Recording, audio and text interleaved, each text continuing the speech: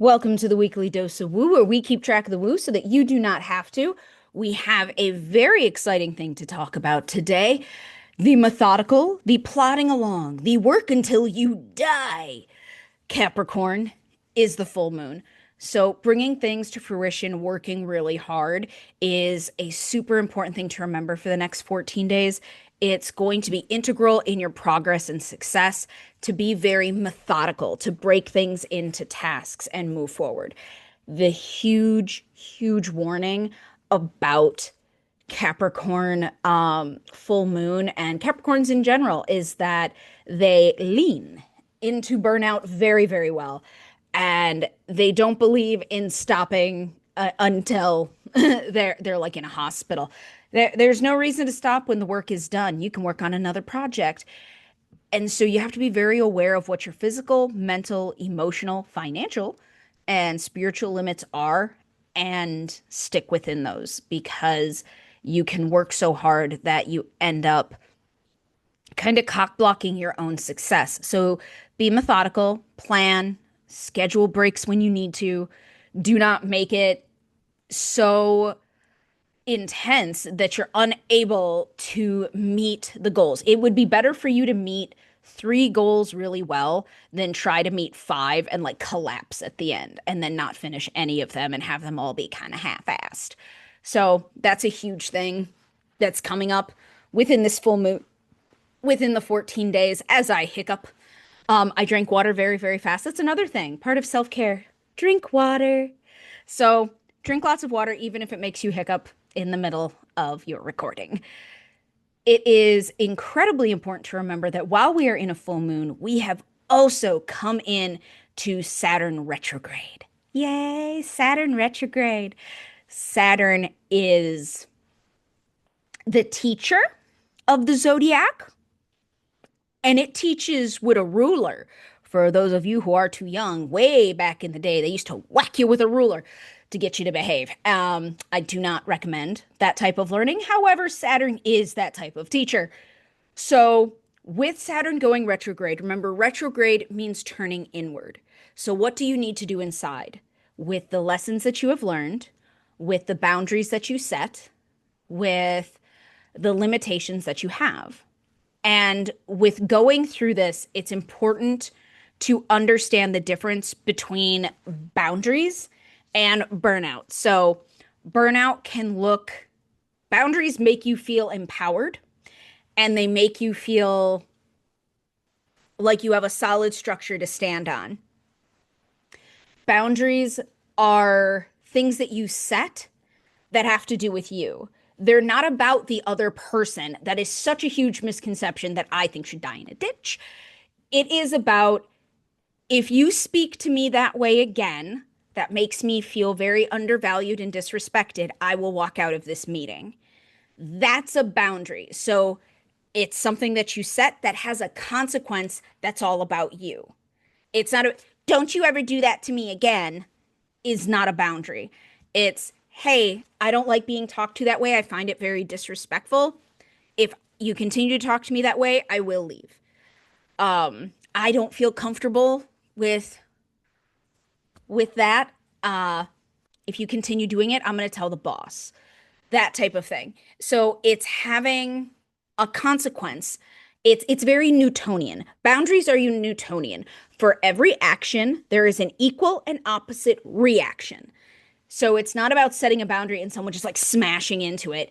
It is about consequences and you feeling empowered and you taking action. It's not about the other person, it's about you. So as long as you keep it very centered in your values, you will do great. The other huge thing to remember about boundaries is that everyone is different. Everyone, everyone is different. And so what you may consider a boundary, I may not. I was in Vegas recently. I got to shake hands with David Goggins. I startled him a little bit. I did not know that was on my bucket list. It was, and I am so happy. I gave him a really hard handshake, and he was not expecting this much feminine to give him a vice grip of a handshake, which I have been told that I have. So I was there. I met a bunch of wonderful people, and one of the days I I cussed. I cuss always, but I cussed and someone, one of the other attendees was like, "Oh, you swear?" And I'm like, "Yeah, don't let the porcelain skin and the cute hat fool you. I cuss like a motherfucker." And it made him uncomfortable to have someone cuss around him. Now, that is a him problem. I will be my authentic self. If you do not like it, that's fine. I can say fuck, but if I call you a fucker, then I'm insulting you. That's different. That's where boundaries come in. Do you see the difference, people? However, it made me realize that other people's boundaries, I already knew this, but it reinforced it. Other people's boundaries will look different than mine. I really don't have a problem with cussing, obviously. I always tell people, it's like, no, no, I say the C word in front of my mother in public. I'm fine with cussing. And other people are. And while I respect other people, I will always be my authentic self.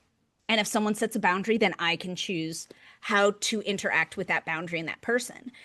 And so that's a boundary for him. It's like, ooh, I don't like cussing that much. It's like, okay, well, good to be aware of. Whereas for me, it's like, oh yeah, just drop the F bomb. It's fine. Nobody cares. And other people are really okay with physical touch. I will hug hello and goodbye. I will shake a hand, but I don't like touching I especially don't like touching strangers. Like if a stranger comes up and they're like, hug, I'm like, okay. Um, so everyone has different boundaries. So just because you're comfortable with something doesn't mean someone else is. And don't judge their boundaries because they're not your boundaries. They are based on that person's autonomy, that person's free will, not your free will, not what you think is okay. Their boundaries are based on them. And imagine that your boundaries, you fabulous little diva, you are based on you. Your boundaries have to do with you and your values, and they should be aligned with you. And I say values, your boundaries should identify directly with your values, not your traumas or your insecurities or your ego. When a boundary, it's not really a boundary, comes from ego or insecurity or trauma, it is just a toxic response to something.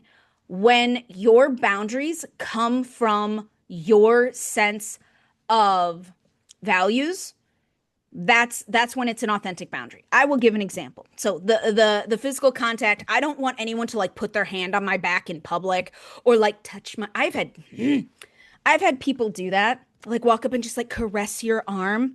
And it's like, "Excuse me, Mr. Man." And then I crush their masculinity to the point where this man went, sat on the floor and pouted at a party.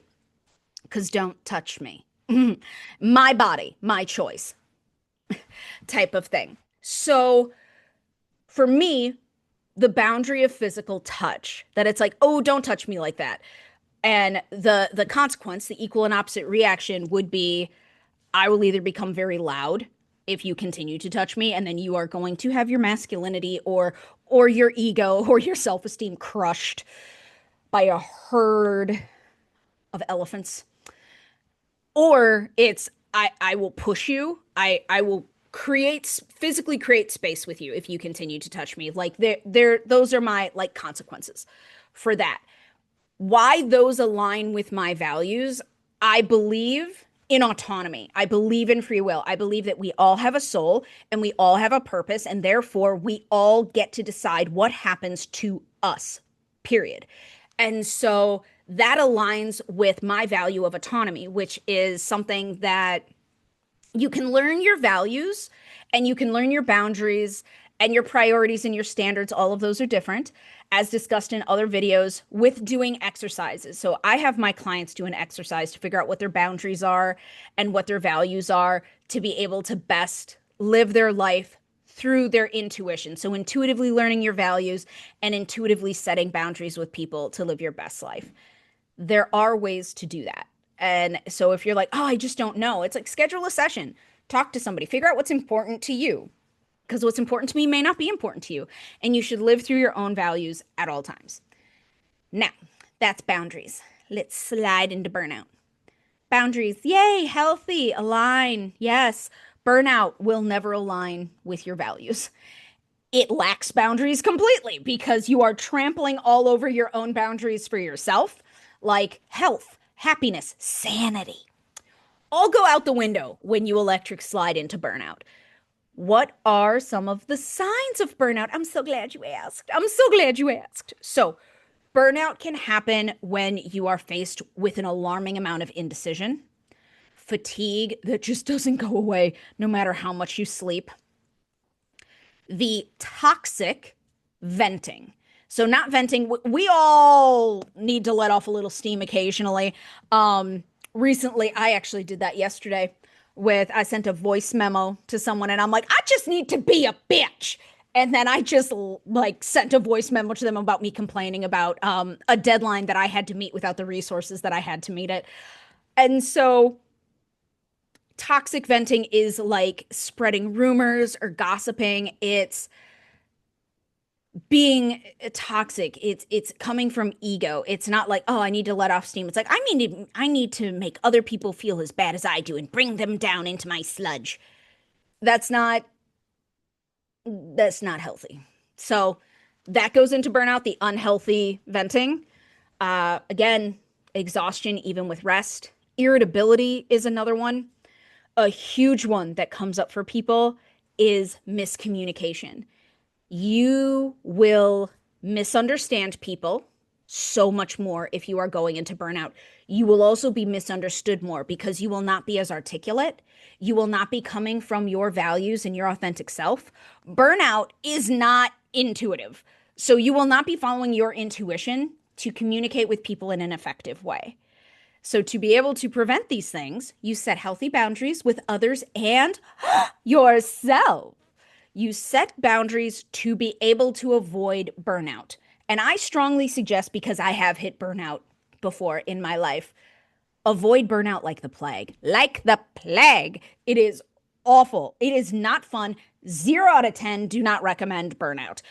Just, no, it's not like it's a badge of honor to be a hot mess. No, it's a badge of honor to be successful and fabulous and flourishing in every aspect of your life with a healthy glow. That is actually what's up. So go forth and be able to understand the difference between boundaries, which is very cause and effect, which is very Newtonian, which is very much about you, and burnout, which is a dumpster fire come to life.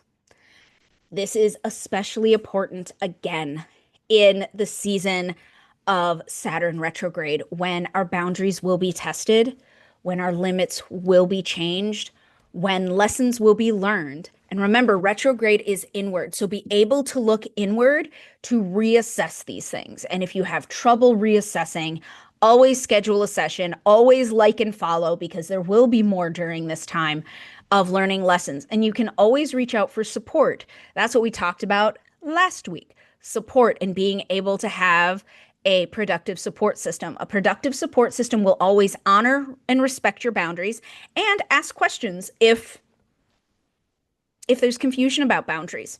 I love setting boundaries with people. It makes me happy. And I'm big on announcing them like a parade. Attention, ladies and gentlemen. I have a new boundary to set. Here we go. And then I will set my boundary. I absolutely do it like that. I look at someone and I go, okay, I have a new boundary. I set a boundary in Orlando. I was there for a mastermind. It was fabulous. I heard Gary Vee speak. It was delicious. I loved it. And I was talking to someone privately and I said, new boundary. And she went, oh, because she immediately thought from her own trauma, I must have done something wrong. I must have crossed a boundary. And she didn't. I saw how she interacted with somebody else. And I said, new boundary. You are not allowed to be nice to me. If I piss you off, I want you to tell me. If I'm in your space, I want you to tell me. She is so sweet and professional and kind to everybody. She is hostess with the mostest. It is fabulous. And I was like, don't treat me like that. Like, if I annoy you, go like this. Like, zhuzh me away. It's fine. So that, and she just laughed and she was like, you got it. And I was like, perfect. So that was a boundary that I set, that I was like, don't hostess with the mostest me. Be a hot mess in front of me. I'm going to need some authenticity. Thank you. And the cause and effect would be, if she didn't do that with me, if she wasn't her authentic self with me, I would then disengage from her energy and get distance. And she is fabulously authentic with me 24/7. Not that her being hostess with the mostest isn't authentic. It's just not the side of her that I love. I love all of her, but it is very much the ability to be vulnerable with somebody. And I wanted to set the boundary to let her know that she was safe to be vulnerable with me and I would not judge. And I didn't care how messy or weird it was, because if we're being honest, I am a weird fucking person. The last person that I flirted with, the last person, my last situationship was when we were in the get to know you stage. I looked at them and said, my goal is to be the weirdest person you know. And I proudly say that I was. I was absolutely the weirdest person that this man had met up until that point. And I think I still hold the title. I'm very proud. I'm very proud of my weirdness. Be offensively authentic. Let people choke on your sparkle. It's fine. So go forth, set healthy boundaries, avoid burnout like the plague, and learn the lessons that you need to learn so that you can thrive. Be the hero of your own story and follow your intuition.